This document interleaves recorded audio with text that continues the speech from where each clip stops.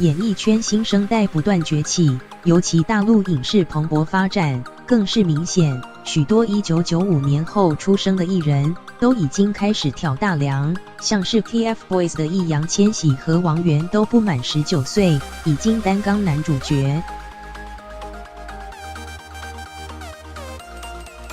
戏剧《长安12时辰》，我要你办的事，办成了可活，办不成，在死牢里安享1日3餐的机会都没有。在《长安12时辰》饰演李密，将设法抓住唐朝长安城里的刺客 TFBOYS 易烊千玺。等待播出的新作品还不止这一部。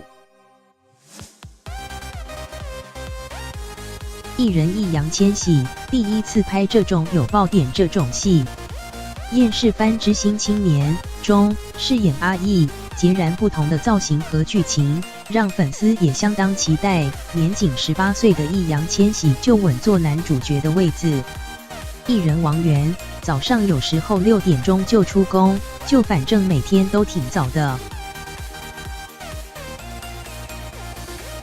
同年的 TFBOYS 成员王源与欧阳娜娜合作演出《大主宰》，也是担纲男主角，备受关注。大陆影视蓬勃发展，越来越多后浪推前浪，包括同样是2000年出生的陈立农、范冰冰的弟弟范丞丞，5岁就演出《封神榜》的吴磊 ，TFBOYS 的队长王俊凯，偶像练习生。脱颖而出的蔡徐坤，《楚乔传》里的邢昭林，演技清新的张新成，都是1995年后出生的闪亮新星，各自霸屏，占有一片天。